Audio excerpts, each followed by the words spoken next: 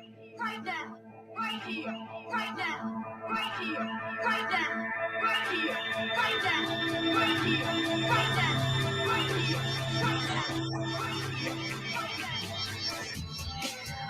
Happy Wednesday night, everyone. Welcome to another edition of Fly Like an Eagle podcast. I'm your host, Colin Mager, along with Zach Harris on the other side. We're here to talk about the Philadelphia Eagles going into Las Vegas this week to face the Las Vegas Raiders. I almost said Oakland Raiders there, but you know what? Times have changed. Las Vegas Raiders, they have a new coach, and they're amped to play us. We also have the Sixers. They're up. Well, actually, no, they're tied right now, 51-51 against the New Orleans Pelicans with in the back of their minds, the worst player of all time to brace the Philadelphia 76ers presence, Ben Simmons, and we don't know how long that's going to take to clear up. Flyers are up 3-2 right now, and Zach, this Sunday we have a game in pretty much the desert. Las Vegas. As they say in the casino, you go out there to build holes in the desert. Our goal is to build one of those holes in the desert, put the the Las Vegas Raiders in one of those holes and leave them out there for dead. We are getting a different team from the ones 2 weeks prior, because obviously John Gruden, the team pretty much gave up on him because of his racist self. But at the end of the day, we have a game to play out there, and we need to step it up. Because the Dallas Cowboys are going to start running away with this division. They look like head to toe, head to feet, whatever you want to call it, the best team in this division, and it's kind of scary times. But with that said, how you doing, Zach? I'm doing all right, and just to let you know, I was doing my show Sunday, and I said San Diego Chargers, and I'm like, oh my god, I can't believe I just said that. So Oakland Raiders, Las Vegas Raiders. I knew what you meant. I'm not gonna pick on you for it. It happens. Mm-hmm. No, yeah, like I said, this is one of those games where a lot of people think we could win. I have my thoughts and opinions, and obviously, we have a phone line. We're going to open that up within like 20 to 25 minutes into the show. We want you guys to bring it this week. We had a lot of good phone calls last week. But the Oakland, the Las Vegas Raiders, they're one of those teams where, Derek Carr, their quarterback, Derek Carr, is one of those most Jekyll and Hyde quarterbacks throughout the league. He could have really awful games, and he could have great games. Our secondary, not the best. Our pressure has been okay with Javon Hargraves, and, we've kind of had Fletcher Cox missing the whole season. We need those guys to step up in a big way because we need to put Derek Carr on his ass because he's not the fastest quarterback. If you could get pressure on him, make him throw off balance, it's pretty simple. We could come out of the desert with a win. But with that said, I don't know what to think about this one, Zach, because, you're going to have a pissed off defensive line when it comes to the Raiders with Crosby and Nazib and all those freaks on that defensive line. I just feel like I don't know. It's a weird game because usually I'm pumped. Usually I'm ready to go when it comes to the Eagles. But this game, it's weird because we go tit for tat. We win, they win. They win, we win. It's never a consistent thing. I remember back in 2013, Nick Foles dropped 7 touchdowns on them. But the game before that, where we played them in Oakland. We had the Jamarcus Russell game where he lit us up and completely ass blasted us to the universe. And then in 2018, the last time we played them, was it 2007? It was 2017. Marshawn Lynch was on the team back then, and it was freezing cold, and we beat them. And I think we beat them by 9 points at the last second. It's a back and forth. I'm not even going to say rivalry, but it's a back and forth comparison when it comes to these two teams playing. And I don't know what to make of this game. The Vegas line is 3. It's in Las Vegas, obviously. But I don't know what to make of this team because, like I said before, we're not very good at all, and the Raiders should beat us on paper. But it's also one of those games to where, if Derek Carr has a bad game, we're going to be in it. So I want your thoughts and opinions on this. And people in the comment section, feel free to chime in. I just feel like I don't know what to think of this game. I truly don't, Zach. All right, so to me, and obviously this is a little different for you, it's kind of like the Panthers game where I could see us pulling it out, but I could also see us losing it. This Raiders team is different from years past in the simple fact that they finally got a decent pass rush. They got Yannick Ngakoue, they got Max Crosby, they got all the other guys that you were talking about on the defensive line. So they can generate a little bit of a pass rush. Now, the issue is Derek Carr has been lighting it up when it comes to deep throws. I think he's like something ridiculous, like 5 of 7 when targeting Henry Ruggs deep. And that's not the only guy they have that can go deep. They got plenty of deep threats. And that's when Derek Carr's at his best, when he can actually send it deep, open up things underneath. And the run game has been hit or miss with them. Josh Jacobs dealing with injuries, but this has been all on the arm talent of Derek Carr. When he's throwing for 300 plus yards, they're winning. When he throws for less than 300 yards, they lose. And you take a look at the 2 losses, they're against good defensive teams. Against the Chargers, even though they gave up a lot of points to the Browns, still a pretty good defensive team. And to the Bears, they lost, defensive team. This is a game where our defensive line that we invested so heavily in, this is the kind of games that you need to live with from your defensive line. You need to be able to get off after Derek Carr. You talked about it. He's not the fastest guy in the world. And if he's got time back there, he's going to dissect you. He's one of the more underrated quarterbacks. He's a good veteran, high IQ type of quarterback that makes the right plays. Is he flashy? No. Is he an elite talent? No, but he gets the job done. You can win with him, and they've shown the ability to, especially this year. So honestly, I think if we can get after him and get him off target, then we have a good chance of winning. And I would say what happens in Vegas stays in Vegas. So Nick Sirianni, Jalen Hurts, Miles Sanders, whatever happens in Vegas stays in Vegas. So I want you to bring all the bad trends, everything that we've seen through the first 6 weeks of the season, bring it to Vegas with you. No matter what happens in this game, leave that bullshit in Vegas, come back, regroup. That's what I want to happen. No, yeah, I agree 100%. This is, in my opinion, this is a winnable game. The Raiders I don't fear the Raiders. The Raiders are there. They're the team, like I said before, we're back and forth, back and forth, back and forth. But they're one of those teams where, we don't know them. They don't know us. We barely play them, like rarely, once every 4 years. And I just feel like there's nothing about that team that scares me. Maybe our offensive line, they have to have a great game unless they want to have Crosby and Nassib just come at us the whole game and put Jalen Hurts on his backside unless Jalen Hurts runs for 150 yards rushing. But it's just one of those games where I don't fear the Raiders. I just don't think we're a good team, and I think that's the problem. At the end of the day, it's not what I think about the Raiders. It's what I think about us as a team. I feel like our team just isn't really good enough to compete against anybody right now, and usually in the past, like I said before, the Raiders aren't a team that I fear, and I still don't fear them, but we get in our own way. Last game against the Tampa Bay Buccaneers, that wasn't a game. Like, it really wasn't a game. It looked close at the end of the game, but it wasn't a game, and I just feel like it's one of those games where, we're going to look downright abysmal again. And I know I said everything leading up to this to where, oh, I don't fear the Raiders. We're going to dig a hole. We're going to lead them into the hole. But as I'm thinking, I'm like, what the fuck am I talking about? Because it's like, I think my fandom got in the way of my intro a little bit because I want to see this team succeed so badly, but I keep forgetting who's at quarterback. And whenever I think of Jalen Hurts at quarterback, I'm like, God damn. And now it's funny because Zomp, our buddy, our co-host, brought us up with Deshaun Watson again. He's linked to us again. This was 10 minutes ago from Elliott Shore Parks. Linked to us, Deshaun Watson. He's also linked to the Miami Dolphins. Now, do I want Deshaun Watson? I absolutely want Deshaun Watson. But the fact of the matter is listen, we're probably going to have to play out the season with Jalen Hurts. And it is what it is. A lot of people want to bring up his stats. A lot of people want to say he's going to be the next Lamar Jackson, the next Josh Allen or whatever, stats comparison-wise, first 2 years in the league.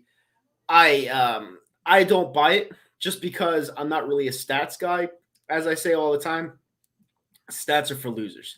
If you have eyes, you can see that the guy doesn't have an arm. And if you don't have an arm in this league, you got nothing. I don't care how fast you are. I don't care how durable you are. If you do not have an arm in today's NFL, you are nothing. You are not it. You are zilch. You are not there.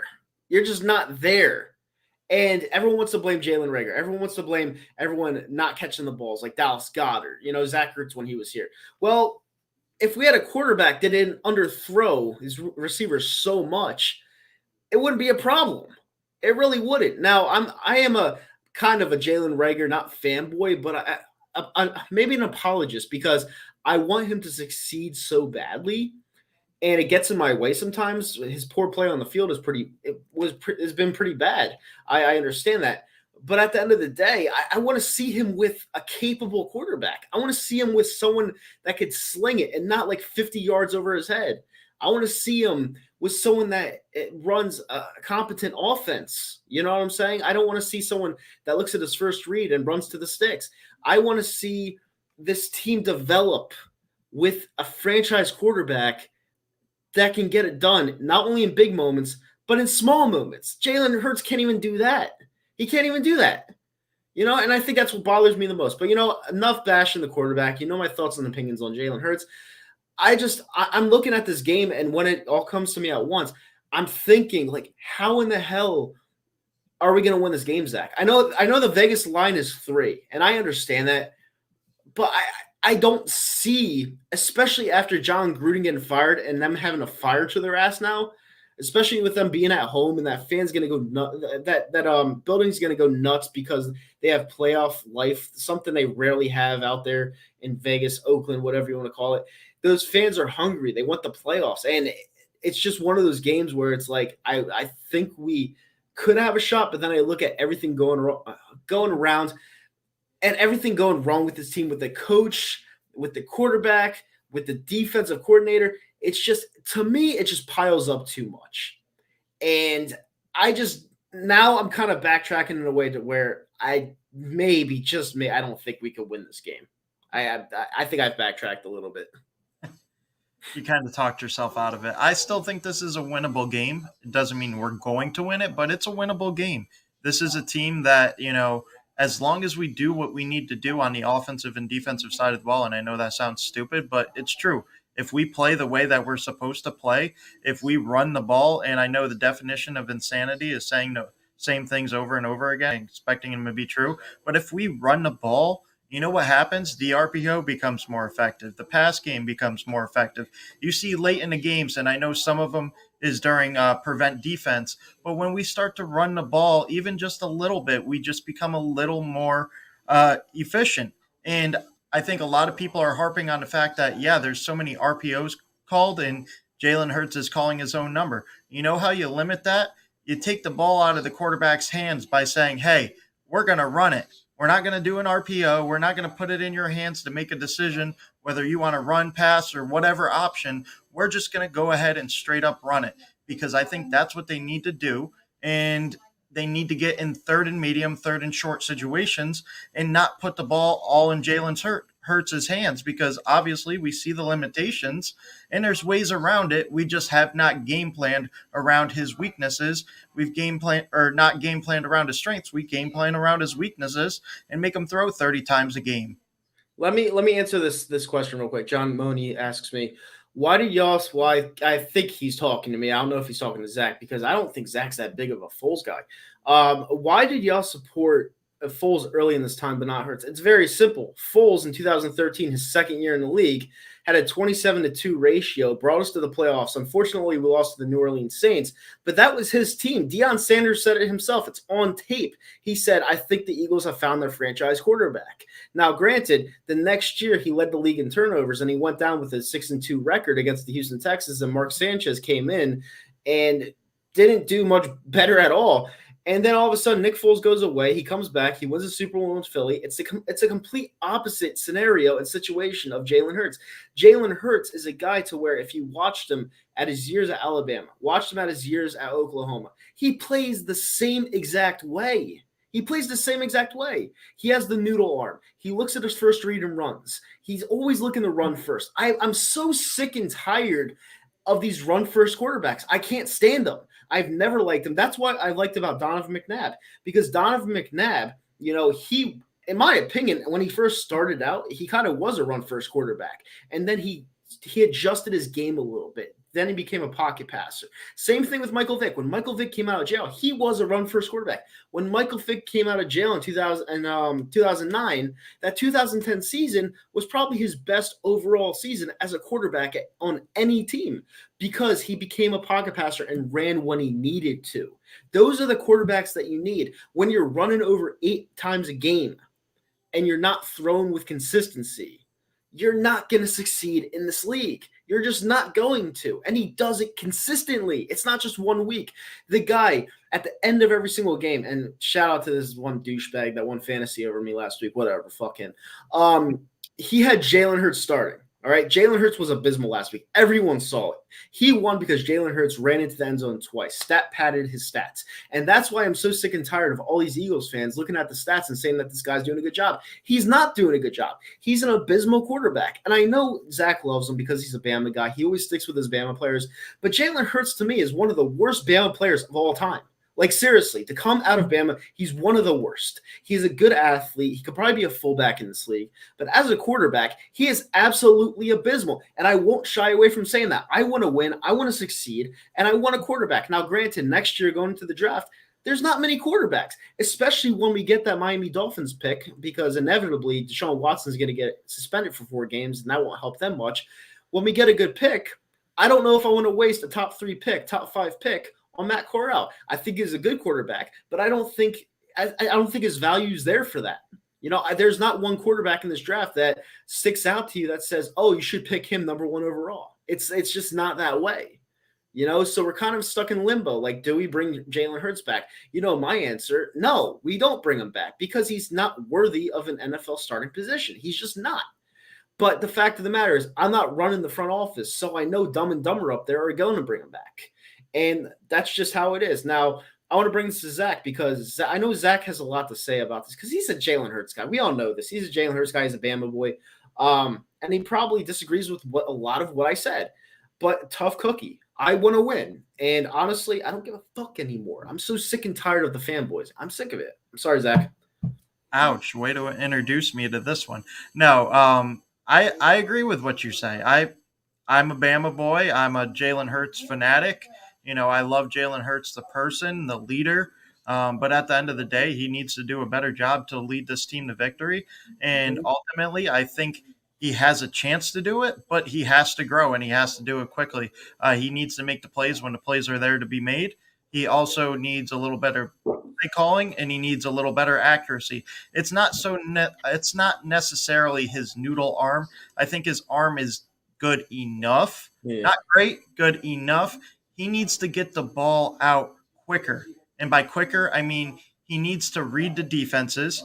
He needs to see where the play is going and anticipate throws. You can't wait. It's not college. You don't wait for a receiver to come open. You throw them open. And that's one of the things that Jalen Hurts is clearly still adjusting to. Like, you could take a look at the one deep ball down the right sideline. I think it was to Jalen Reagor, in fact. And if he gets that ball out early, if he anticipates Jalen doing his job and burning his corner, you throw that ball up and early, that's a touchdown. You know, there's things like that Jalen needs to acclimate himself to and anticipate more. And if he can do that, do I think he's going to be a franchise quarterback? At this point, I don't think so. And this guy, and I'm sorry for cutting you off, but this guy is an absolute troll, a stooge, a dummy.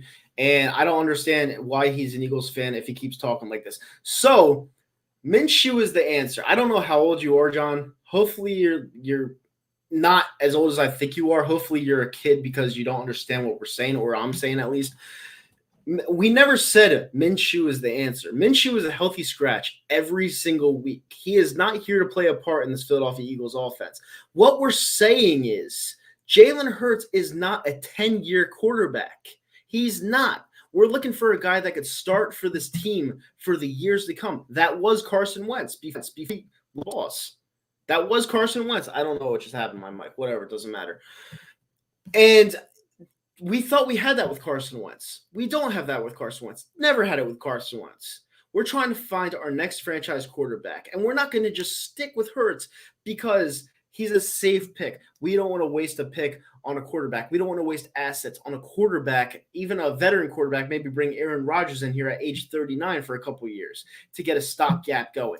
We don't want to waste our assets on Russell Wilson at age 33. We could use him for 5 years. That's basically what you're saying. Give Hurts time. I am done giving Hurts time.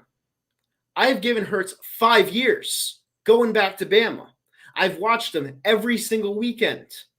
He is not going to change his game. He didn't change it at the college level. He's not going to change it at the pros. And look at this. Only 10 games. 10 games is a ton. It is a ton. That's almost a full season. And this guy came in an unpressured situation last year because we stunk. We were horrible. He had no pressure and went 1-3. And in the last game, he made some of the worst crow hop throws I've ever seen. Starting off this year, it's more of the same. Nothing is going to change. Nothing. You can try to get it to change. It's not going to change. He's not good. He is not a good quarterback. And if there's something that I have to stick in your brains week in and week out, I'll say the same damn thing every single week. I want this team to win. And look, this is another stats loser. Look at his stats. It's Lamar Jackson. Listen, I'm not talking about this anymore because it's starting to piss me off. I think you're a troll personally because Lamar Jackson is he's getting his number retired at Louisville this week for being outstanding. I don't see Jalen Hurts getting his number retired at Alabama or Oklahoma for being outstanding because he stinks. He's garbage. He's awful. So, John, I hope I stick this into your head. Maybe, just maybe, you see this week, or maybe you don't. Maybe you just follow stats like a loser. But thank you for tuning in anyway. All right, so before we go ahead and start opening up the phone lines, I'm going to say a couple of things. First of all, Lamar Jackson was slowly worked in with Joe Flacco. He was sprinkled in, and then they realized the limitations with Joe Flacco. They said, all right, we're going to go all in on Lamar. We drafted him in the first round. We need to get through his growing pains early. They go through. Wait. Sorry, Zach. I apologize, Zach. And I hate to cut people off. Stop bashing quarterbacks. What are you, their fucking dad? What are you, their dad? These guys get paid millions on top of millions of dollars. Carson Wentz was abysmal here last year. He wanted out of the city because he couldn't play here anymore. And I would still take Wentz over Hurts. What does that tell you? Go ahead, Zach. No, you're good. So, yeah, basically what I was saying is the Ravens went all in on Lamar Jackson. This was a Harbaugh decision because Harbaugh was close to losing his job back then. And if you remember, they switched to Lamar. They decided to go all in. They get Greg Roman, a guy that can build around a running mobile quarterback. You know, they let him do his things behind the center. They let him run around, and slowly but surely he became a better passer. Now, that's still a weakness of his, but he's absolutely gotten better as a passer. He's become more efficient, more accurate with downfield throws. They also got him better weapons. But that's a completely different situation because you're talking about a first-round talent compared to, a second-round talent that could have easily went third or fourth. And this is coming from an Alabama lover. And like I try to tell Kyle all the time, even though I love Jalen Hurts the person, I'm not going to be as biased as I can towards him because at the end of the day, I want victories. Now, here's what I think is going to happen, and Kyle's probably not going to like it. Jalen Hurts is going to be the starter this year. And if we don't like Matt Corral, Kenny Pickett, Malik Willis, or any of the other top guys that could potentially go in the first round, and I agree with you, I don't think there's any going top 3 in the NFL draft unless somebody separates themselves, which right now hasn't happened. Unfortunately, I think we're going to continue to build our team and say, all right, well, then we got Jalen Hurts one more year. We couldn't trade for Deshaun Watson. We're not going to draft one of these top guys that are fringe first-round pick. We're not going to reach for him. We're going to stick with Jalen a whole nother year or sign a veteran. But most likely, it's going to be Jalen Hurts, and you're going to continue to build the team. You got 3 first-round picks. You add to that team, and guess what? I guarantee you we probably trade back with one of those picks and gain more picks for the following year. So that way, when the 2023 draft class comes out, we say, all right, we got two first-rounders. Let's move up and get a quarterback. Or, hey, Jalen sucks so bad, we're in a position to get a quarterback. That's honestly what I think is going to happen.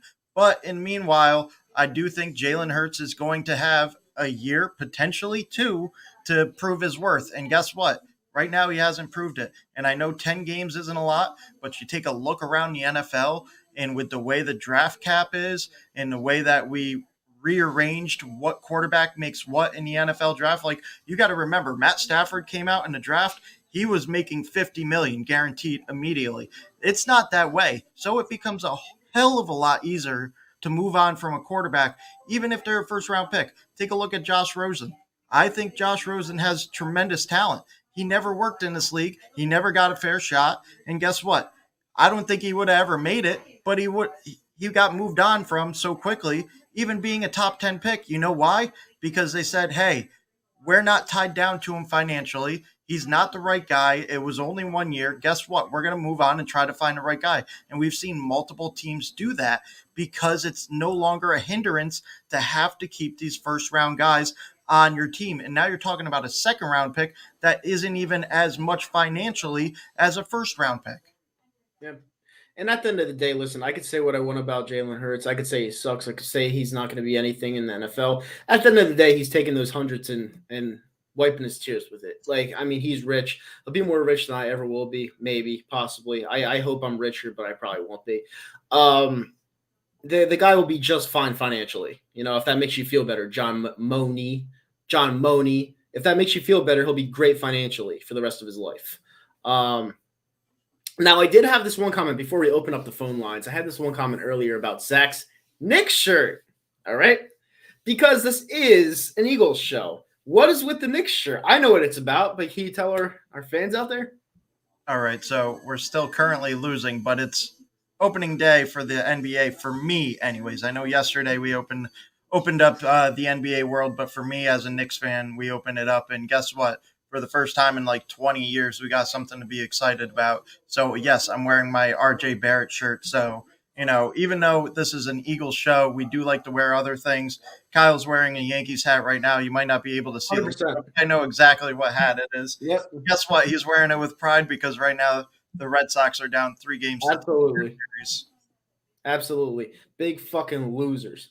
All right. With that said, guys, we're 28 minutes into the show. If you guys are enjoying the content, do me a favor, hit that thumbs up button. Subscribe to both channels, Facebook, YouTube. It really helps out the podcast.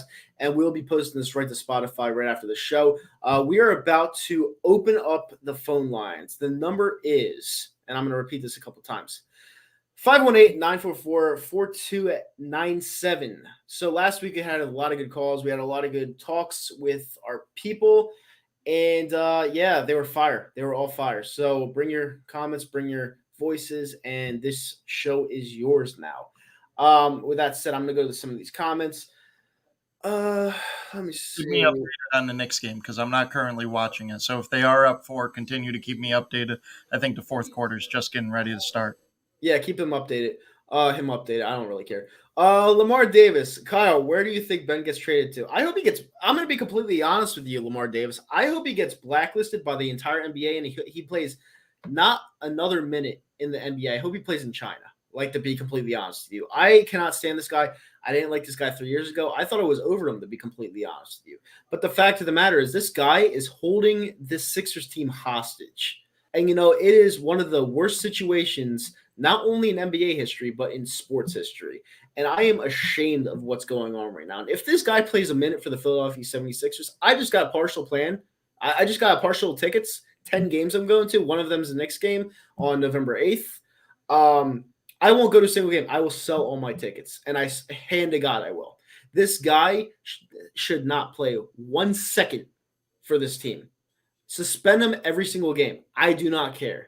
This guy is not a Philadelphia 76er anymore. He is the biggest pussy I've ever seen. This guy is one of the biggest damaged goods I've ever seen. He's a mental midget. I'm over him. And honestly, I don't want to talk about him. I hope no team is interested in him, and I hope he just sits for the next 4 years on his ass, not getting paid.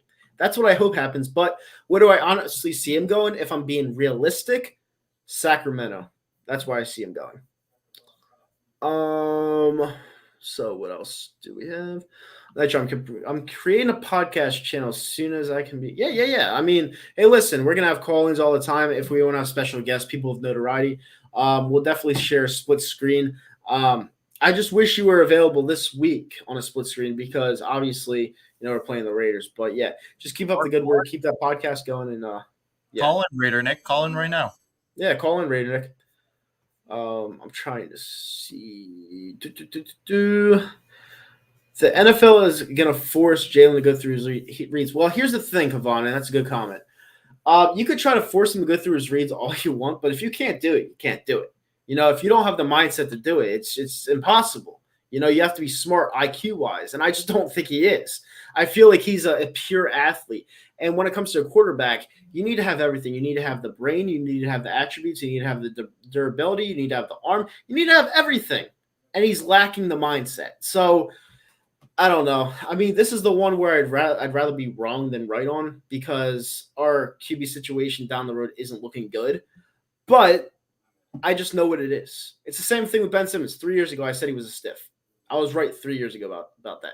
This one, I'm not even going to take credit on because it's the most obvious thing I've ever talked about, I've ever seen in my life when it comes to Jalen Hurts. It really is. He's the easiest player to figure out. Easiest. Hands down easiest. He's not an NFL quarterback. It's that simple. And if he somehow, some way, miraculously changes his game and develops an arm that could throw for 65 yards down the field, I guess I'll eat my words. As a matter of fact, I will cancel my YouTube channel. That's how confident I am that he's not an NFL quarterback. It's that simple. All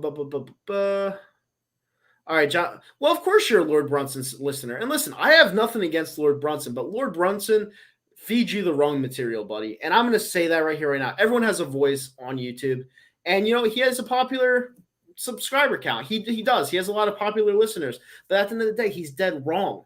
And he's trying to sell you those Jalen Hurts season hats that, he makes a lot of money on.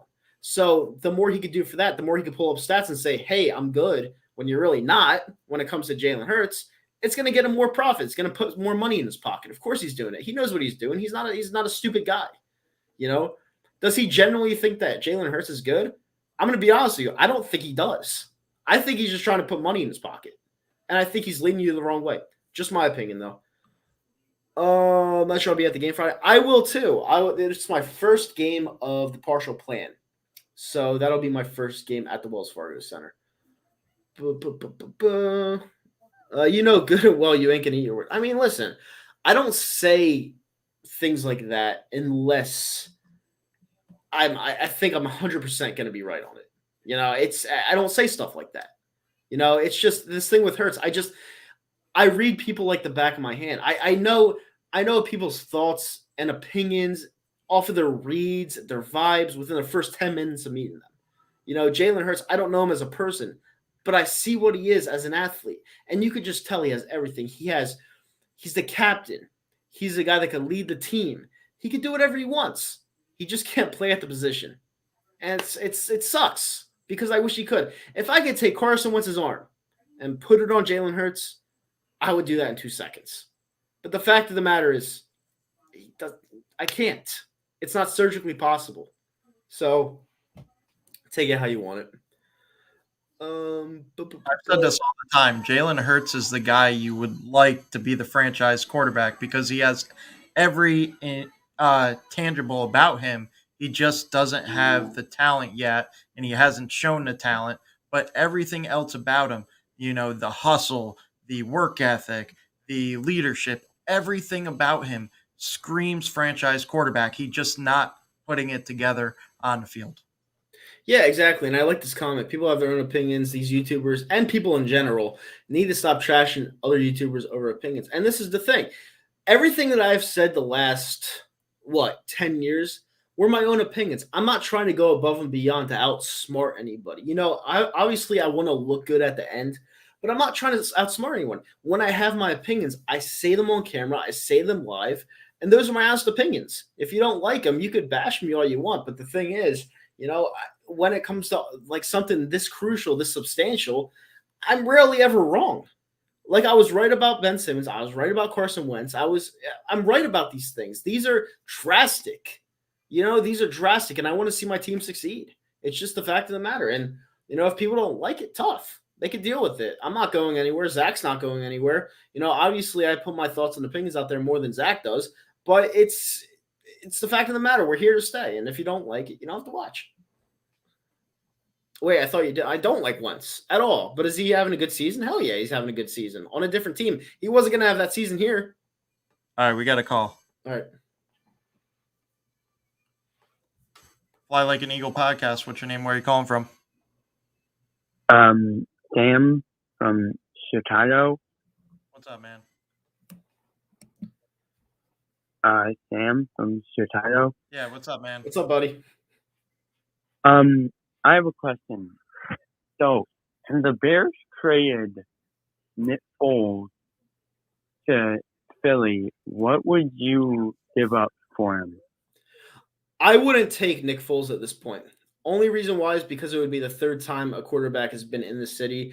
And at this time and place, I just feel like the only time I'd want Nick Foles back in Philly is to retire his jersey. That's about it. I'm kind of done with the whole Super Bowl era thing because let's be honest, it's over. Like, it's over. As Philadelphia Eagles fans, we have to realize that the Super Bowl era is over. And that's the only time I want him back in Philly. We need to change But it back. didn't you say that Jalen Hurts isn't the guy? So why wouldn't you take Nick Foles? Well, the reason why I wouldn't take Nick Foles is for what I just said. I'm done with the Super Bowl era. I don't think Jalen Hurts is the guy, but I'm not going to bring back someone from the 2017-2018 season to lead a team going into the 2022 season. It's in the past. We need to let it go. No, I know, but he won you guys a Super Bowl. Right. No, and I understand what you're saying, but the fact of the matter is you can't just keep bringing back guys you think are going to fit just because he's a winner. This team is in shambles. It's not just as much as I bash Jalen Hurts. This whole team is in shambles. The coach stinks on both sides of the ball. Nick Sirianni is horrible. Gannon's bad. The front office stinks. I don't know if these draft picks are going to help us down the road. I genuinely don't. But the fact of the matter is this team is in absolute shambles right now. And bringing the Nick Foles wouldn't help. Would you take anybody from the Bears right now? Anybody? Yeah, Khalil Mack. Justin Fields. I would take Khalil Mack and maybe Justin Fields. Actually, I did want Justin Fields in the draft, so I would take Justin Fields. For who? Who would you want? Cool. Brandon Graham. Done. Deal. Tomorrow. No, do it today, right now. I'm right done. now. So you would rather Jalen Hurts from Nick Foles, and you have Khalil and Brandon Graham. All right, say that again. I said you would rather have Brandon Nick. You would rather have Khalil Mack over Brandon Graham and Nick Foles. Yes. No, Nick Foles. Right. All right. Yeah, Khalil Mack's a truck. All right. All right, bud. Thanks for the phone call. Appreciate it. Thanks. Listen, don't be calling in trying to give players away that nobody wanted to trade for because Nick was on the trade market. Everybody had a chance to take him. Nobody wanted him. And I love Nick Foles. I have a Pro Bowl MVP jersey sitting up in my closet. But let's be honest, I wouldn't even give up a 7th-round pick for him right now because of the guaranteed money and the money that he's still owed. Maybe in the free agent market, if we had the quarterback of our future that we were looking for, and we said, all right, let's bring Nick Foles in here as a veteran quarterback that can help groom and grow our potential franchise quarterback, then absolutely. But right now, I don't want Nick Foles anywhere near my locker room because there's no need. We already have 3 quarterbacks. All right, there we go. Oh, what was that? Shawn Mendes. Yeah, I forgot that was my ringtone. I have it on vibrate all the time. Interesting. All right. We have any more calls? I Like an Eagle podcast. What's your name? Where are you calling from? This is Anthony from New Brunswick, New Jersey. What's up, What's up, Anthony from New Brunswick? Are you the Rutgers guy? Yes, sir. Awesome. What's up, Ant? I'm doing great. What about yourself? I'm doing all right. I mean, we're just doing whatever we can on this lovely night with all 2 Philadelphia teams playing. Yeah. My dad's actually at the Flyers game. He got tickets 2 rows off the ice. So. Is it still tied? I don't know. I'm not watching. I'm watching the Sixer game right now. Hang on. All right. He's watching us right now, of course. It's 4-3. Flyers are winning. 11-18 left in the third. Excellent. Sweet. That would be huge. Yeah. Yeah. You guys can. I'm not like muffled or anything because I'm like using earbuds and I want to make sure like the audio is fine. No, you're good. Okay. Cool. So yeah, I just wanted to talk some Eagles. Maybe throw in some Sixers since there's a lot of drama that's happening right now with Simmons and everything. Absolutely. Yeah. So I was like half listening to like the first part of the segment. This team definitely isn't like competing at all, obviously. And like the Raiders, but the thing is, the Raiders are kind of like this weird team. Like they're kind of like Carolina. Kind of like how going into it, I was like I thought we had a slim chance just because I didn't really know what to make of Carolina at the time. I don't really know what to make of Vegas. But at the same time, this is a game where I think that we could win in like weird fashion just because like this is just Philadelphia and we win when no one expects us to. Or we're just going to go in there and just get blown out by a team that should not be blowing teams out. Like I could see it going either way. I really don't know what to predict, honestly. Like, I mean, like, do you see it any differently? Like, do you like definitely think we're gonna like lose in bad fashion? Because personally, I can't really put a finger on how the game's gonna go because I could see it going either way. All right. Well, here's the thing. This is a game where I feel like we could win if our offense was competent. Jalen Hurts has to play the best game of the year by far. And if he does that, I think we could win the game by 10 points. I don't even think it'll be close, honestly, because the Las Vegas Raiders are that one team to where they'll win and then they'll lose a horrific game. They're not that one team that goes to the playoffs every single year. They're not that one team that's really flashy.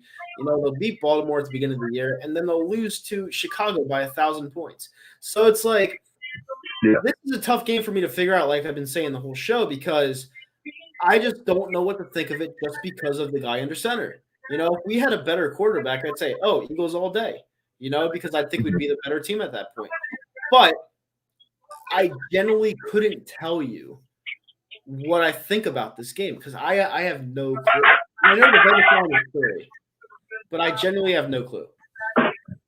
Yeah, that's totally fair. Again, yeah, I'm in the same boat. I just can't really put a finger on, anything. And yeah, Jalen has to, he has to have his best game. I mean, you can't go out there and play like how we did against, Tampa. And I know all like the stat nerds out there, we'll say like, oh, but he had 3 total touchdowns and he brought us back into the game. Like, here's the thing. We got down 28-7 and then we scored those 2 touchdowns really quickly towards the end. Like, yeah, we almost technically came back. And sure, the refs were, you could say anything you want about Jannard Avery, but Jalen Hurts did not play well in that game. Mm-hmm. Like him almost coming back, like those 2 other touchdowns, like that has the stats, but it doesn't really show how bad he actually played. That's what's so fun about stats. Like you were saying, stats are for losers. It doesn't really tell you want to talk the entire about legends, story. the ceremonial toss. Right. Oh yeah, I got you. Earl the Back over there checking the NBA scores.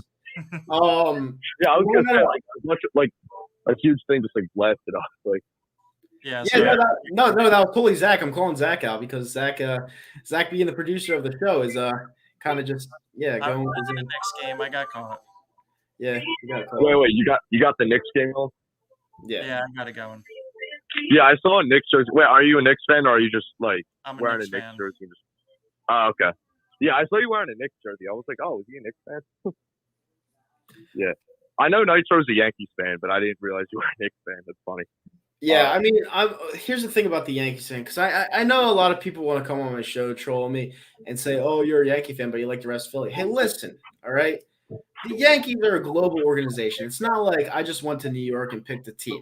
The Yankees are your Real Madrids, your Barcelonas, your Dallas Cowboys, unfortunately. Your Los Angeles Lakers, they're a global organization. Anyone around the world can support them. And that's just the one team that my dad liked growing up, so I just followed him. But the other 3 teams, I'm stuck in misery, and it is what it is because all 3 teams right now stink. No, yeah, that's totally fair. Yeah. I'm a Phillies fan, so I'm not really used to I don't really talk a lot of trash when it comes to baseball because I don't really have much to defend. So, yeah. Yeah. All we had this year was Harper, who will probably win the MVP. And I know people criticize him for going 0 for 12 in the Yeah. break series. I understand he didn't show up, but likely we wouldn't have made the playoffs anyway. But it's funny because none of the 3 NL MVP candidates, I'm talking about Harper, Soto, and Tatis. None of their teams made the playoffs, so. I mean, it is interesting, but yeah, I mean, Harper winning the MVP, that's the only good thing that came out of this year. I honestly, and I know you're a Yankees fan, I want to hear your opinion on this. Do you think Girardi deserves another year? Because in my opinion, I think he was dealt a bad hand with the bullpen. But I mean, you watched Girardi through a set of eyes for 10 years, so I want to hear what you were thinking. Well, yeah. Here's the thing. I mean, you're not going to go wrong with Girardi because Girardi, he's a safe manager. I mean, you saw Gabe Kapler this year. You saw his managing abilities. He was actually pretty damn good in the right situation. But Joe Girardi is, he's safe. And with that roster, I feel like he deserves another year. I don't know what that sound is, but with that roster, I feel like he deserves another year because I don't think the front office set him up for success at all. Yeah. No. My only problem with Girardi is that I feel like he micromanages too much. Yeah, that's really the only thing. But yeah. So I want to ask you about Simmons, and I know you said that you'll be at the game on Friday. So right. So I'll be there in attendance with my buddy as well. So he, at this point, with him being suspended, I don't think he's going to show up at this point. That's just my opinion. I thought that, eventually they'd rule him, yeah, he's A-okay for, playing, Wednesday, which is, today. Yeah. But, with the suspension yesterday, it seems like he's doing everything in his power to not play in Philadelphia. No matter what.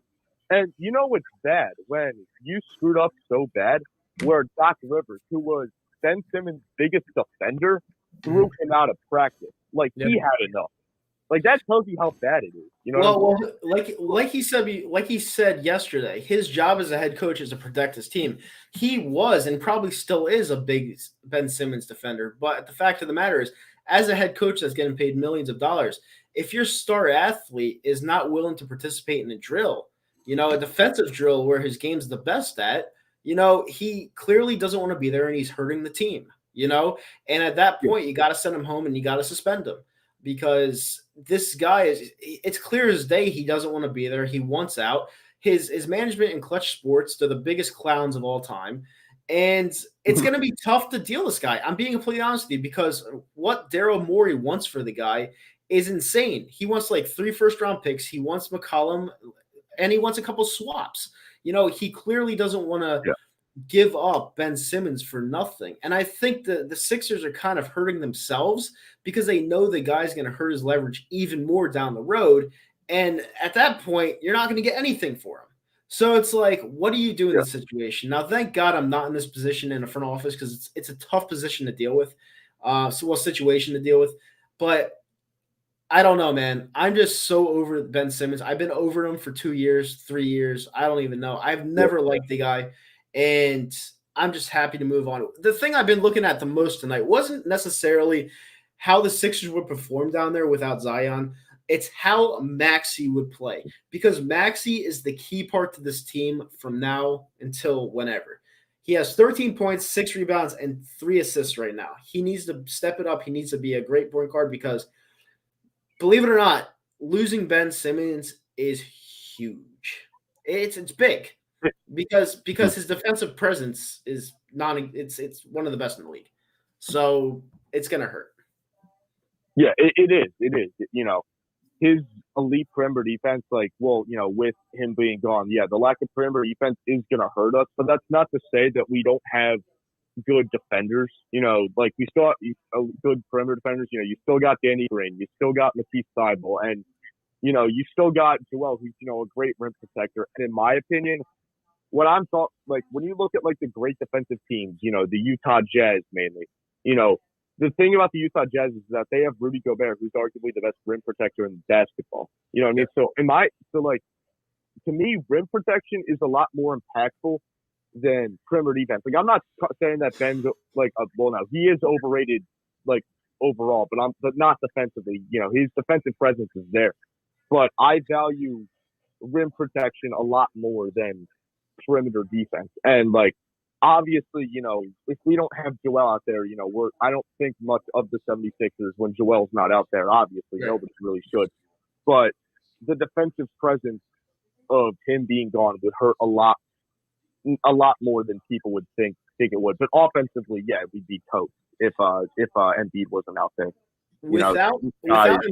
I'll make a comparison right now. Without Embiid in this lineup, if he's hurt for the rest of the year, I'm just saying hypothetically, if he's out of this lineup for the rest of the year, this team probably doesn't make the playoffs. I'm being completely honest. Oh, yeah, that's how big he is to this team. Yeah, he's that impactful. Yeah, because, you know, up at the top, you got the Bucks, you got the Nets, you got the Heat. And, you know, at that point, you know, you got to fit in like the Knicks, the Celtics, the Bulls, you know, the Hornets. Like, you know, the Hornets, that's already 7 I just named. You know what I mean? I'm going out of order right now. So, yeah, there's easily 8 teams that'll make it over us at that point if he wasn't on the team. Like, that's how big he is. And, like, I'm not really like a Tobias pessimist. I actually think Tobias is pretty good. I think he's overpaid, obviously, but yeah, like, he's not like a legit first option. You know what I mean? So no, I mean, he has 20 points tonight with 12 rebounds and 2 assists. Now, I always say stats are for losers. I'm not watching the game right now. Yeah. The game's pretty damn close. It's 6 points with 10 remaining. But let's just hope that the Sixers can pull that one out, because I'm sick and tired of seeing the Doc Rivers team blow leads late in games. I know it's the first game of the year. I don't want to start off the year that way. Yeah, no, that was bad. Seeing game 4 and game 5 just blown like that was. We should have been able to close the Hawks series out in 5, but because of those 2 big leads that we blew, it went to 7, and, you know, we lost. Oh, I know. I was at game 5. It was probably the worst playoff loss in NBA history. It was pretty bad. Probably, yeah. Like, that, like, goes up there, and, like, me and my friend were talking about it. It's like, when was the last time there was a playoff loss in NBA this bad? It was like, there was, like, I can't remember the exact lead that they blew, but it was Clippers and Warriors in game 2. Like, the in the first round, like, the Warriors, like, blew this huge lead, and the Clippers were able to come back and win.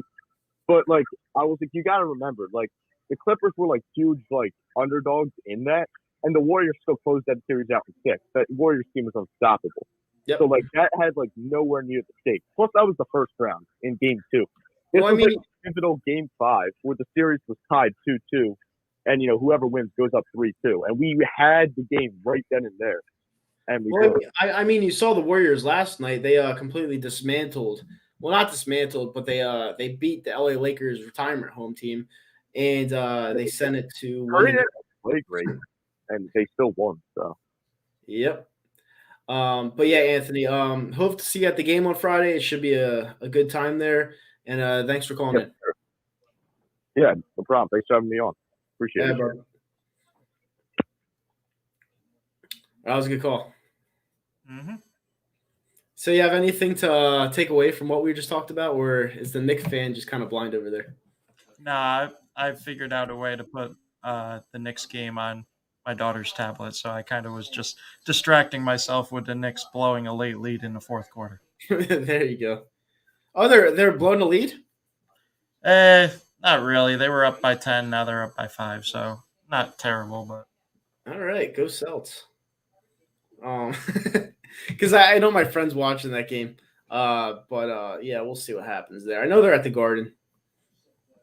Yeah, the Garden definitely looks like it's rocking. So yeah, 2 minutes to go. 5 shouldn't blow this, but we'll see. Yeah, exactly. You never know. They are the Knicks. But at the end of the day, listen, you know. Like I said before, Ben Simmons isn't going to be here much longer, thank God.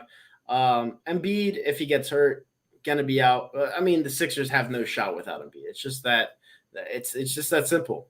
The Flyers are winning 5-3. It's a good night in Philly. And listen, when it comes to the Birds on Sunday, like I said before, I want to see a win. I want to see them play with heart. I don't trust. I just don't trust Jalen Hurts under center. I don't. But hopefully, This team play with heart. That's one thing this team does have is that they do play with heart. yeah, I guess.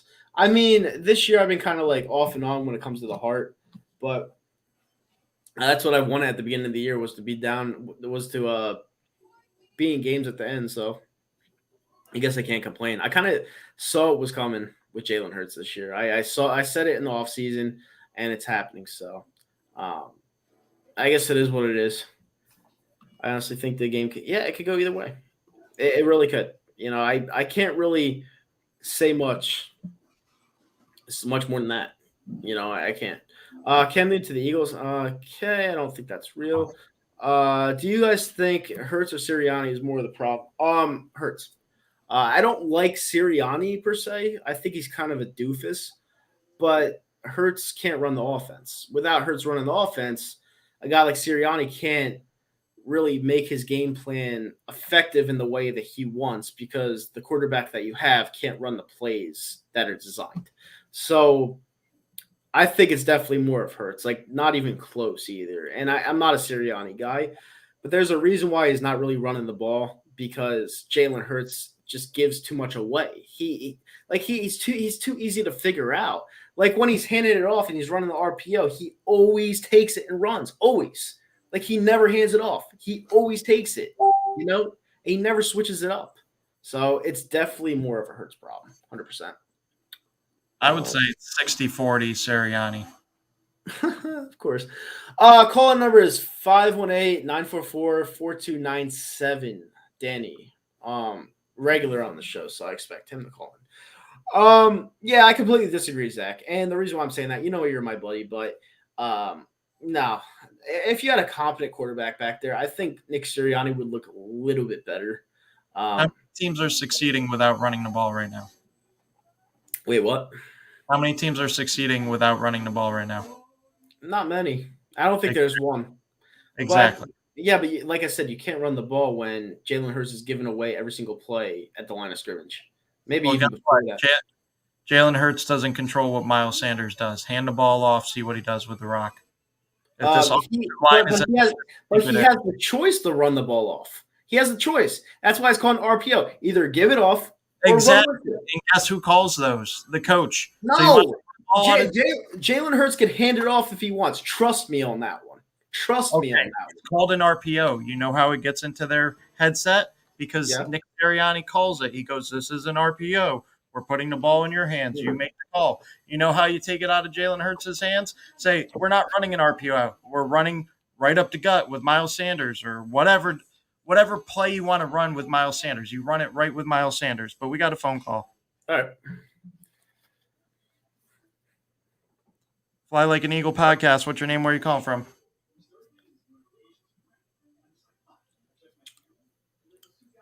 What's your name? Where are you calling from, bud? You guys hear? Oh, sorry, guys. It's Danny. Sorry, I was trying to get. Danny? No, you're good. What's up, Dan? You guys can hear me now, right? Yep, we got it. All right, sounds good. Sorry, I was trying to get my phone to work. No, you're good. Well, you guys probably remember what I talked about last week, with Jalen Hurts about some of the concerns that I had.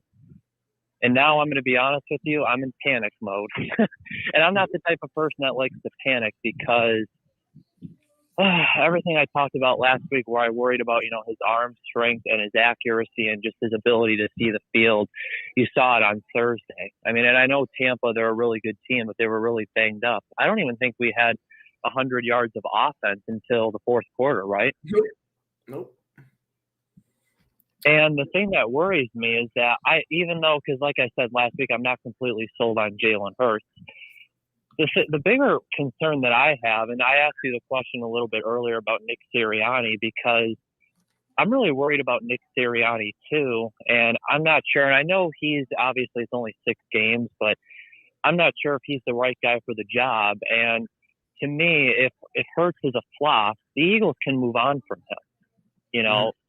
Not to say that they can find a franchise quarterback, but at least they have, potentially 3 first-round picks next year. And the way the Dolphins are looking, probably a top 5 pick. I mean, although if they get Deshaun Watson, I think they'll probably start winning some games. But if Nick Sirianni's a flop, even if you bring in a good quarterback, I mean, is this the kind of coach that's going to bring us to the promised land? I know it's early, but I'm just concerned about his play calling and just, I don't know. There's just something about the guy that turns me off.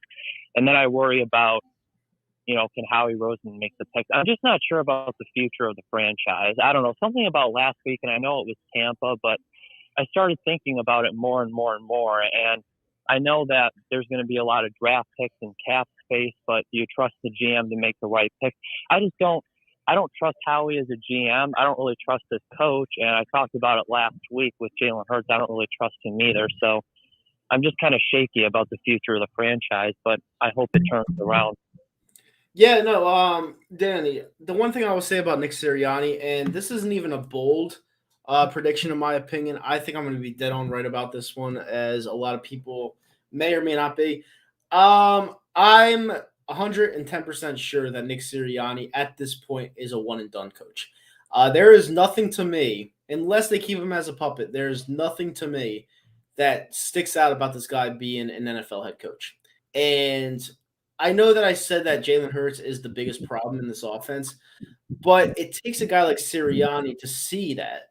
And if Sirianni really wants to win, he would bench Jalen Hurts. Because Jalen Hurts, if he could see what I'm seeing and knowing that the guy's not an NFL quarterback, he would take Jalen Hurts, put him on the bench, let him learn from a veteran in Joe Flacco. Now, am I saying that Joe Flacco is going to be good?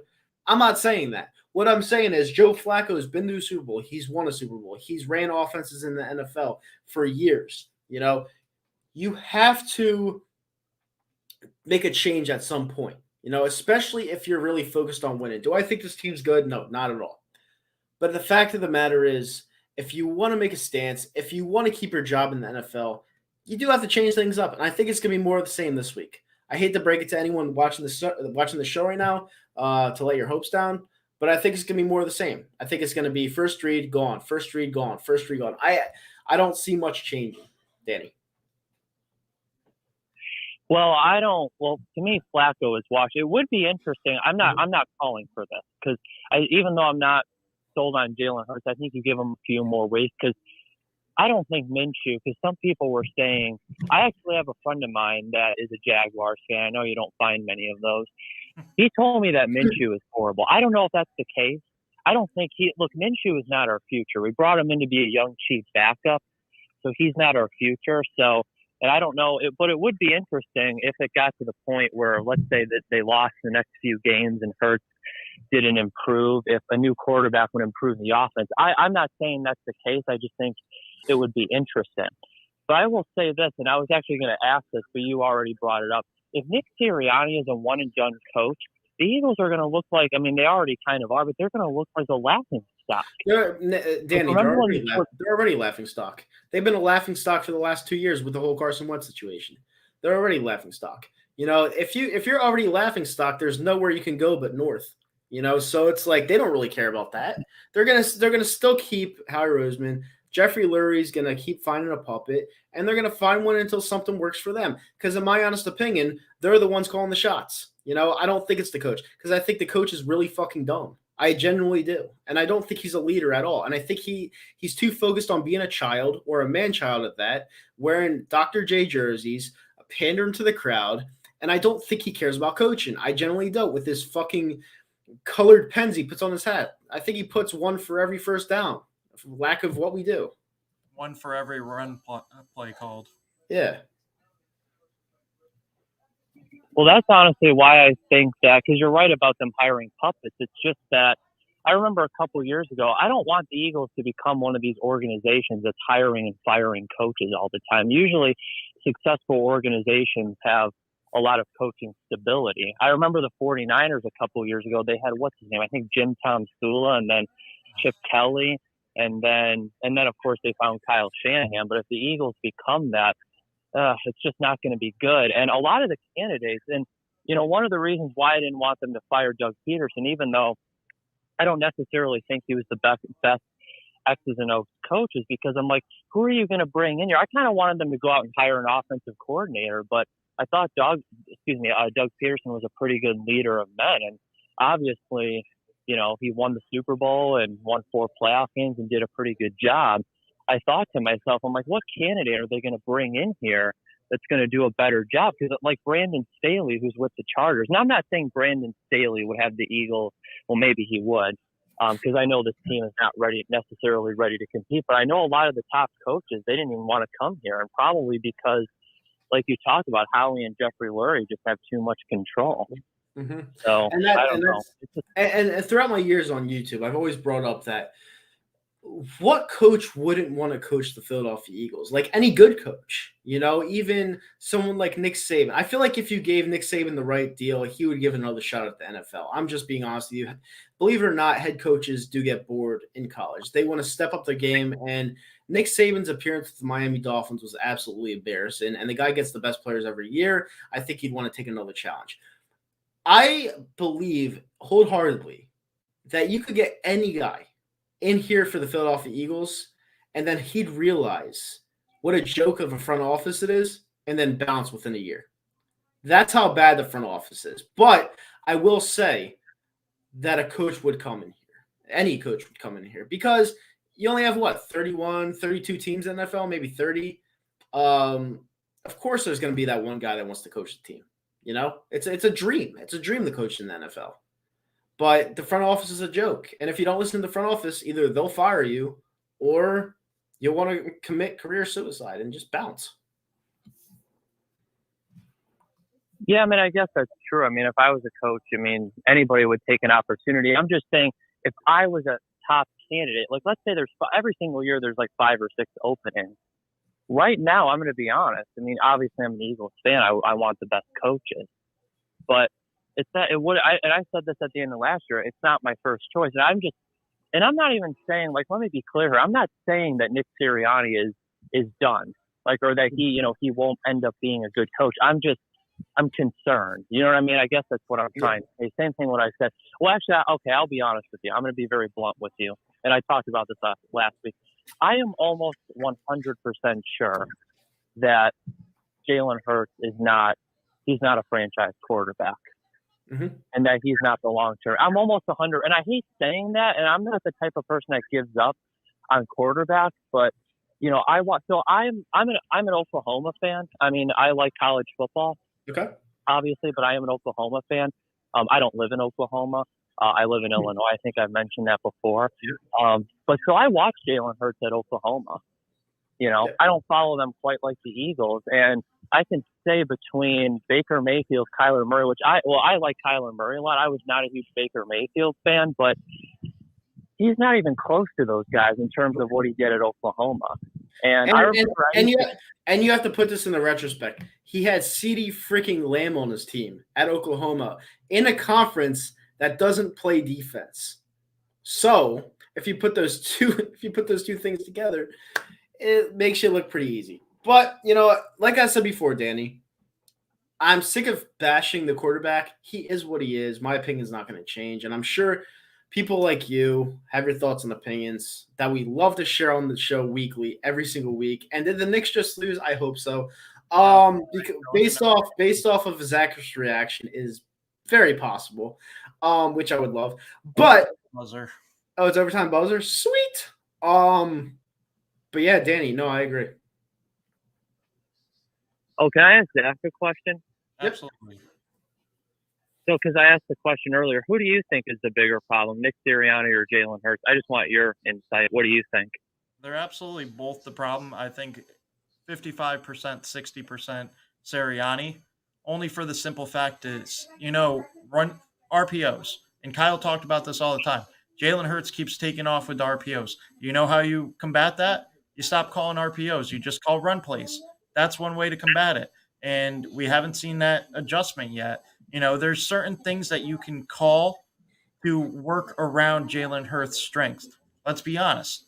He's an athlete. He's a playmaker. He's not a very good passer. So work to his strengths. The guy cannot read a defense very well. So you know what you do? You work to his strengths. You call easy plays, slants. How many slants have we seen?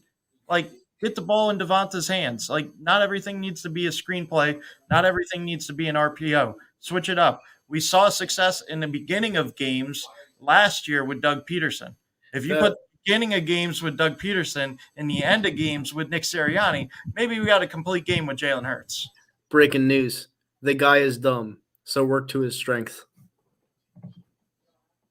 Oh my God. Well, I thought the Atlanta game plan was a good game plan, but I feel like they don't do exactly what they do. No, I agree, Zach. That was an ugly 32 points, though. You know what that was, though? Yeah.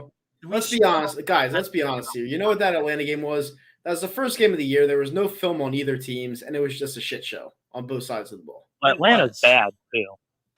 Those 32 points came ugly. If you go back and watch that game, like, we were stuck on 15 for quite a while. It was an ugly 32 points. Yep. Yeah, I mean. Oh, by the way, can I address someone in the comments section? Yeah, sure. 2020 Vision, who I usually agree. I've seen him on your channel before. I'm sorry, I don't see the Lamar Jackson and Jalen Hurts comparisons. There is none. Lamar Jackson has 4. I understand that they're similar in terms of that they're run first. Lamar Jackson has 4.2 speed. I don't think Jalen Hurts is. And to me, this is just my. And I'm not a big Lamar. I'm not the style of quarterback like that. It's not necessarily my preferred style because those guys that are run first like that, they usually don't win in the playoffs. I mean, name me the last running quarterback that won a Super Bowl. Name one. I can't think of Russell Wilson. But he can throw from. Well, actually, that's actually an interesting point because when he first came into the league, his first couple of years, he was kind of run first. So actually, you're right about that. And they did build a running game and an offensive line around him. But I think, but obviously he's developed, as a passer. I think that's what people are kind of thinking with like Jalen Hurts. They're thinking that, hey, maybe he could develop, not that I don't see the Russell Wilson comparisons, but that let him run around for a little bit and then hopefully he can develop as a passer. I just don't know if he has the tools to be able to develop as a passer, especially his arm strength. Because when I look at his arm, because some people in the fan base have compared him to Russell Wilson or even a Dak Prescott. Those guys, to me, even when they were run-first quarterbacks, have much better arms than him. That's just my opinion. And I think Lamar's a better thrower than Jalen Hurts. That's just how I just don't really see, like, they have a similar style, but I don't think they're necessarily the same. But the Ravens went all in on Lamar Jackson, so we'll see what the Eagles do with Jalen Hurts. But, I mean, do you think he's like Lamar Jackson, Kyle? Do you think he's like that? Because I don't see it. Do I think he's – no, not at all. Lamar Jackson – here's the thing. Lamar Jackson isn't even that good of a passer. Lamar Jackson relies on his legs, his 4.2 speed, and he's a dynamic athlete. But if you want to take that dynamic athlete and talk about Jalen Hurts doesn't have the 4.2 speed like you said. So he can't make up for his bad arm with speed because he's not that fast. He can only run into the end zone when he's 10 yards out, which he did twice on Thursday Night Football last week. The guy can't run 80 yards without being touched. He's just not wired that way. And at the end of the day, he's not the guy. I'm confident saying that. I'm very confident saying that he's not the guy.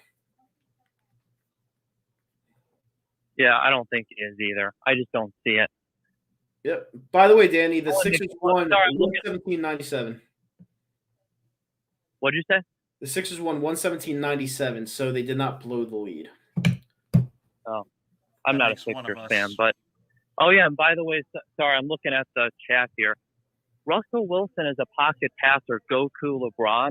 Jalen Hurts is nowhere near the passer that because he said I think he's trying to mock me because I said name me one, and then you said Russell Wilson. But to me, Russell Wilson's a quarterback who can run, but obviously he can throw from the pocket. So. Yeah. Lamar is not a great passer. He's not. The other guy in the comment section, he's not a great passer. If you think Lamar Jackson's a great passer, you need to get your eyes checked.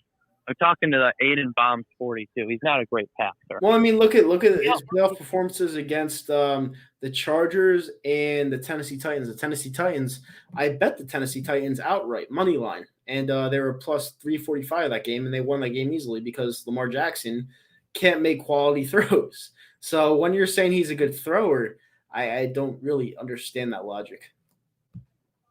I think he's gotten better in the short and intermediate throws, but not the deep throws. That's just what I see. People can say I'm a hater or whatever, because everybody was talking about how they came back against the Colts. Well, first of all, it's the Colts. They're 2-4. They Yeah, lost their entire secondary, and Frank Reich went conservative. Carson Wentz was actually having a good game for once in his life. yeah. Sorry. I mean, I don't know. if I'm like my unbiased stuff, I'm going to be completely honest with you. Carson Wentz looks great this year. Like if I'm being completely unbiased, yeah, he looks like he did in 2017, and that's kind of scary to me because I'm like, what the fuck? Because people are going to bash me. But listen, he wasn't going to do any of that here, you know. But it's a fact of the matter. We just got to move on from it and work on our future.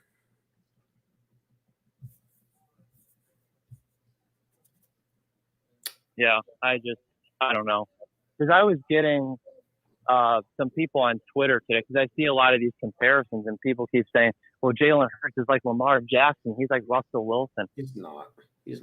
I'd say more Russell Wilson if he had more touch on his ball, but he doesn't. Yeah. And you know what? Maybe and I hope I'm completely wrong. See, I think if someone said like, and I don't think he'll be as good as him, but if someone said like Dak Prescott, I could at least, and I don't think he'll be as good as Dak Prescott. Why does our fan base always have to compare some of these players to these superstars? Like, why can't you just let them develop? You know what I mean? Yeah, apparently they're trading threes in New York. This is fucking phenomenal. But anyway, Danny, I would like to thank you for the phone call. You are one of our better callers and a regular on the show. Definitely come back on next week, and thanks for the conversation. Yep. Sweet, bud. All right, we have time for one more call. So the next call's got to be a really good one. But I want to go to my man Zach over here because it looks like he's just going through pain right now because they're trading threes out there in Madison Square Garden. It's 128 in overtime. Yeah, right before the clock expired, Marcus Smart hit a corner three to tie the game to go into overtime, and then Evan Fournier and the Celtics have been trading threes. Evan Fournier again, and he misses. But let's get back to the NFL. Yep. Lamar Jackson, in his first year in the NFL, and Lamar Jackson now are completely different passers. I think they added more pieces around him. You take a look at what they had. They did not have very good weapons at the wide receiver position. They need guys that can go up and get the ball with Lamar Jackson. You can't just depend on Hollywood Brown, a short, fast guy, to go ahead and get you the ball all the time. But we got another phone call, so let's go get to it. All right, guys, this is the last phone call of the night because we're going to reach an hour and a half by the time it's done. Fly Like an Eagle podcast. What's your name? Where are you calling from? Hey, this is Bobby. This is Techno Freak calling from right now in Nebraska. How y'all doing? Good. What's up, Bobby? Wait. From Nebraska? Yeah, man. Right now I'm taking this load to Colorado right now. Oh, wow. Okay. What's up, Bobby? Not much, man. Great win by the Sixers, by the way. I've got to say, man, if we don't win this game against the Raiders and we lose to the Lions, I think I'm just going to check out for the season because these remaining games look very, very winnable. Yeah. Well, here's the thing. The Raiders game we can't look past, obviously, because we have the Detroit Lions, I think, right after them, if I'm not mistaken, on Halloween weekend. The Detroit Lions, I hate to break it to you, can beat us because I've watched that team every single week. Granted, they didn't have a good week last week against the Cincinnati Bengals, but they're well coached. They've been in a ton of football games. They should have beat the Baltimore Ravens at home. They're playing us at their house. They always trounce us in Detroit. So the next 2 weeks, if we don't beat the Las Vegas Raiders, we could be looking at hell down the stretch. And I'm honestly, I don't know, Rob. I don't know because if we lose to both these teams, I just don't know what to think. Because obviously I have to be here every single week with Zach because we do a show and we love doing the show. But at the same time, it's like, what the fuck? Because you can't talk anything positive about this team. So we got to win this week. This year's like a wash because, like, oh, yeah, 100%. I really want Hurts to be the guy. I really do. But he's not looking like it. And it's like, from 3 picks, what do you really do? Like, the Dolphins are borderline about to get Sean Watson within any time this week, if not next week. And this year's draft class quarterbacks is weak as hell. Mm-hmm. So who do you go for in the offseason? What I do? you keep trying to develop Hurts or figure out Yeah. the problem? Do you try to trade for Aaron Rodgers? I know last year the saga was, do we trade for Russell Wilson? I'm like, Sierra's not going to want to come to Philly, so that's off the table. So Yeah, I know. I mean, a lot of people, a lot of people hate losing, and I'm one of them. I loathe losing. I think it's one of the worst things in life. Losing sucks, but to win, you got to lose sometimes. And it's kind of good that we're seeing this with Jalen Hurts play out. We're letting him be the starter for the whole season.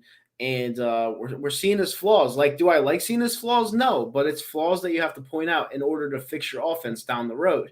And there's a perfect quarterback that I would implement into this offense next year, and it's the guy from Liberty. Believe it or not, the guy from Liberty, I feel like can bring this team not to the promise. I'm not going to go that far, but I feel like he could bring this team a step ahead. I like the way the guy plays. I generally do. Now, he's from Liberty. He's not from a big school like a Matt Corral, but I do like him as a prospect. Now, would I go up and draft him high? No, I draft him lower to maybe early second round. That's what I would do, but that's someone that I would take a look at.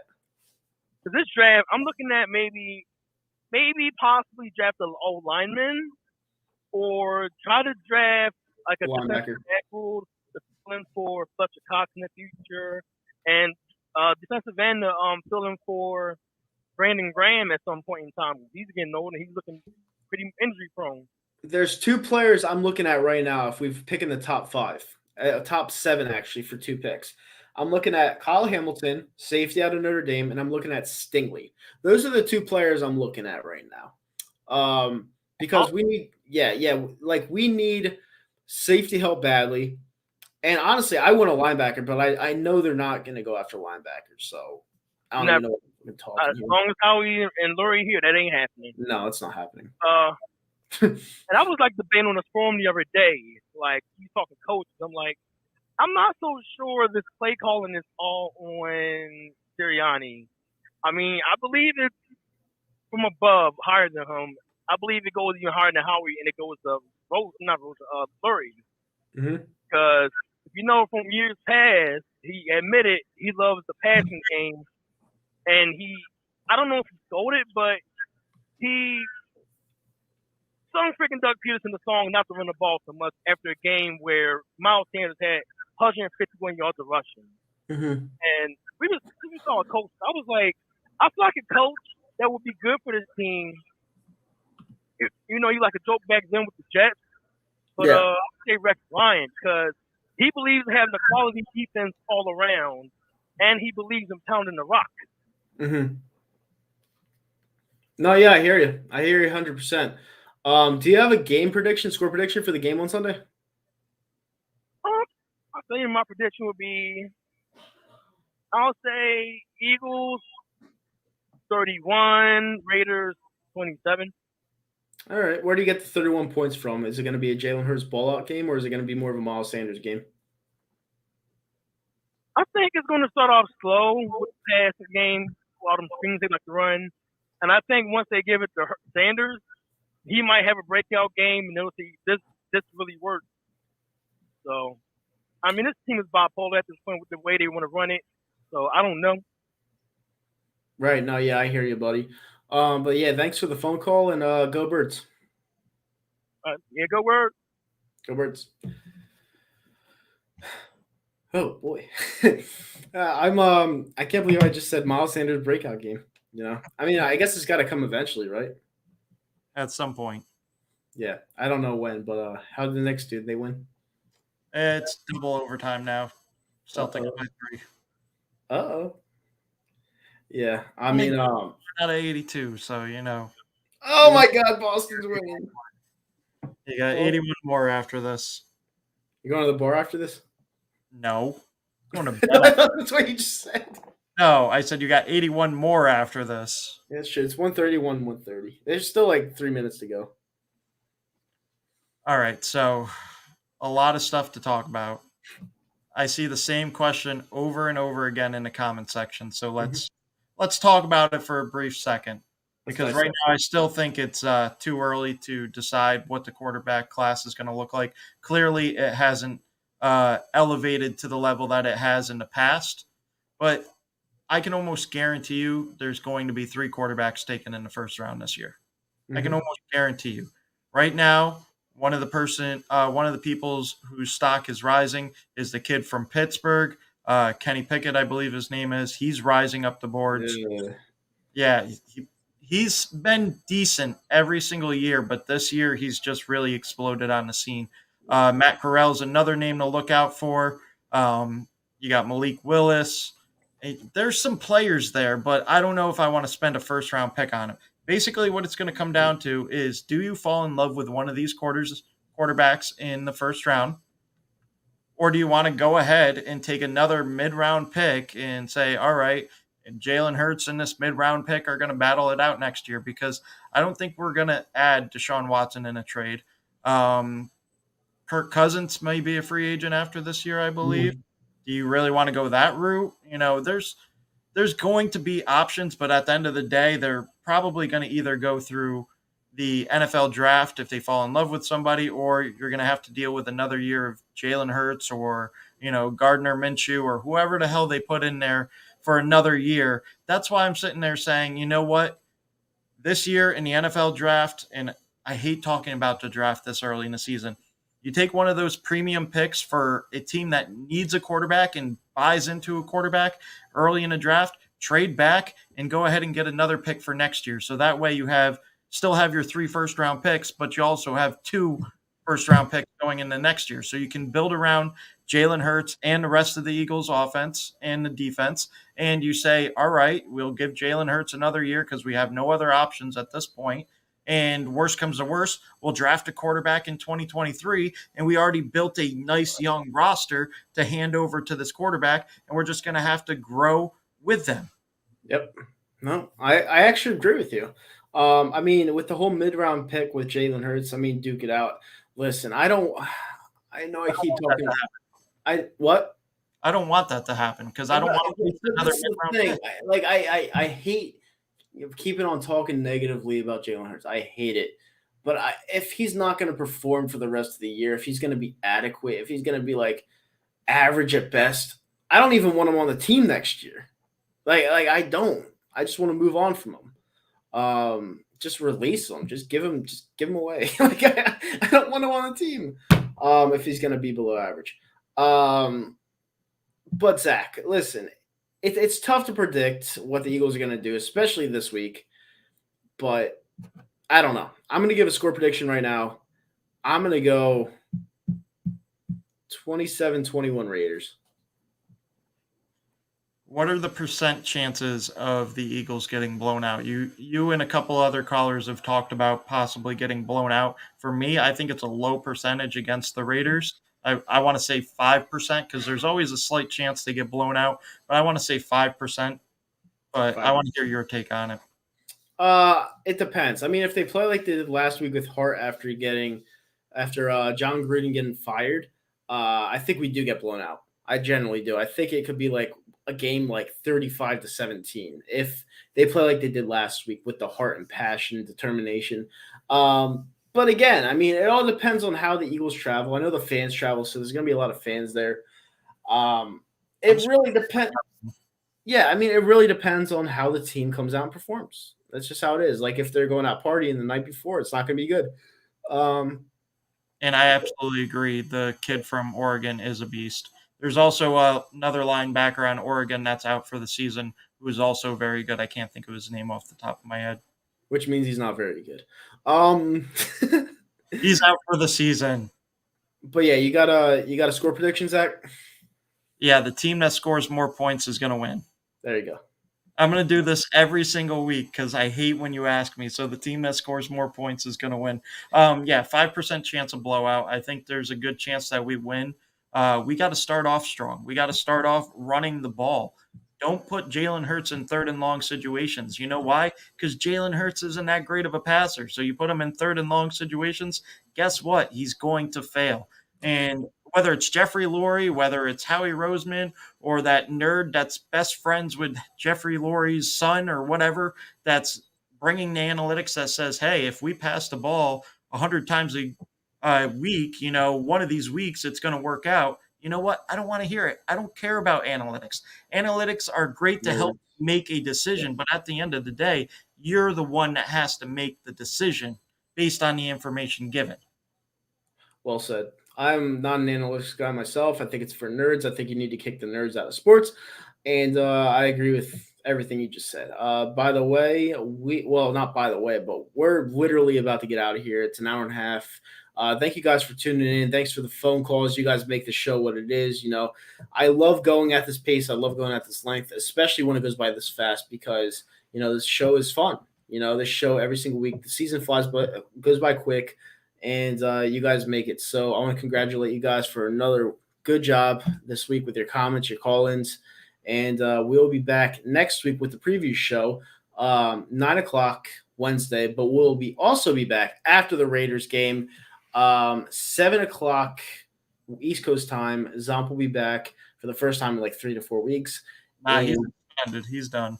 Yeah, we have him on suspension because he said it's not Ben Simmons' fault. But you know him. He likes to troll. So with that said, listen, go Birds. We hope for the best. And if you liked what you listened to, hit that thumbs up button, subscribe to the channel, share it around to your friends and family, follow us on Spotify. This will be uploaded by tomorrow. Mm-hmm. And have a great night, everybody. Peace. Anything else you want to say, Zach? Yeah, you know what? This is the last thing I'm going to say. If everybody thinks that it's Jeffrey Lurie calling all these run plays, guess what? Go rogue, Sirianni. You only get one chance to coach. Don't blow it. Do what you want to do. Lose that way because you're never going to get another opportunity if you're just a puppet.